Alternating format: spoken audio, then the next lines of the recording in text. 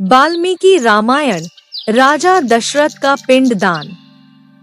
वाल्मीकि रामायण में सीता माता द्वारा राजा दशरथ का पिंडदान करने का संदर्भ आता है।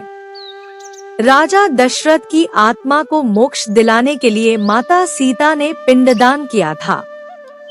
वनवास के दौरान भगवान राम, लक्ष्मण और माता सीता पितृपक्ष के समय श्राद्ध करने के लिए गया धाम पहुँचे। ब्राह्मणों द्वारा श्राद्ध कर्म के लिए बताई गई आवश्यक सामग्री एकत्रित करने के लिए श्री राम और लक्ष्मण नगर की ओर चल दिए। श्री राम और लक्ष्मण को काफी समय लग रहा था। इधर ब्राह्मण देव ने माता सीता से आग्रह किया कि पिंडदान का समय निकलता जा रहा है। सीता माता की व्यग्रता बढ़ती जा रही थी क्योंकि अभी तक श्री राम एवं लक्ष्मण वापस लौटे नहीं थे। इसी दौरान दशरथ जी की आत्मा ने उन्हें आभास कराया कि पिंडदान का वक्त बीता जा रहा है।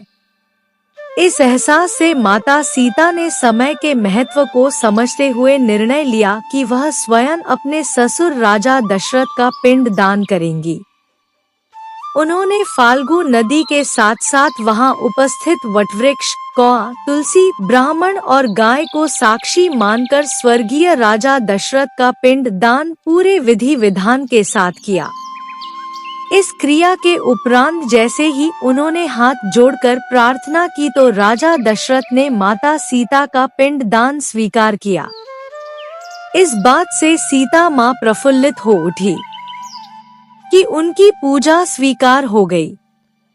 मन ही मन इस बात की चिंता भी सता रही थी कि प्रभु राम इस बात को नहीं मानेंगे क्योंकि पिंडदान तो पुत्र के बिना नहीं हो सकता है। थोड़ी देर में भगवान राम और लक्ष्मण सामग्री लेकर आए और पिंडदान के विषय में पूछा। तब माता सीता ने कहा कि समय निकल जाने के कारण मैंने स्वयं पिंडदान कर दिया है। राम को इस बात पर विश्वास नहीं हो रहा था कि बिना पुत्र और सामग्री के पिंडदान कैसे स्वीकार हो सकता है। तब सीता जी ने कहा कि वहां उपस्थित फाल्गु नदी, तुलसी, कौआ, गाय, वटवृक्ष और ब्राह्मण इस श्राद्ध कर्म की गवाही दे सकते हैं। भगवान श्री राम इन सब से पिंडदान किए जाने की बात की सच्चाई जाननी चाहिए। तब फाल्गु नदी, गाय, कौआ, तुलसी और ब्राह्मण पांचों ने उनके क्रोध को देखकर झूठ बोल दिया कि माता सीता ने कोई पिंडदान नहीं किया। सिर्फ वटवृक्ष ने सत्य कहा कि माता सीता ने सबको साक्षी रखकर राजा दशरथ का पूरे विधि विधान से पिंडदान किया है। पांचों साक्ष्यों द्वारा झूठ बोलने पर सीता जी को क्रोध आया और उन्हें श्राप दिया। फाल्गु नदी को श्राप दिया कि वह सिर्फ नाम की नदी रहेगी, पानी कभी नहीं रहेगा।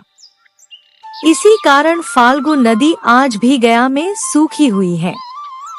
गाय को श्राप दिया कि गाय पूजनीय होकर भी उसके सिर्फ पिछले हिस्से की पूजा की जाएगी और गाय को खाने के लिए दरबदर भटकना पड़ेगा। ब्राह्मण को कभी संतुष्ट न होने और कितना भी मिले उसकी दरिद्रता हमेशा बनी रहेगी, ऐसा श्राप दिया।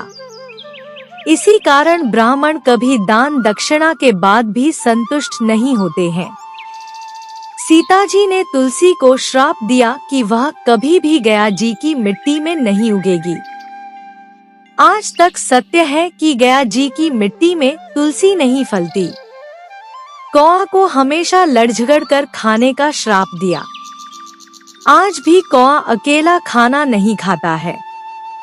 इन पांचों पर अभी भी श्राप का प्रभाव देखा जा सकता है। वही वटवृक्ष को आशीर्वाद दिया कि उसे लंबी आयु प्राप्त होगी और दूसरों को छाया प्रदान करेगा तथा पतिव्रता स्त्री उनका स्मरण करके पति की दीर्घायु की कामना करेंगी।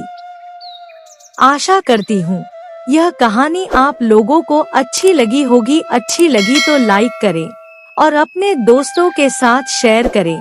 मेरे चैनल को सब्सक्राइब करें। कमेंट में जय सियाराम अवश्य लिखें। कहानी सुनने के लिए बहुत बहुत धन्यवाद। मिलती हूँ एक और अच्छी कहानी के साथ।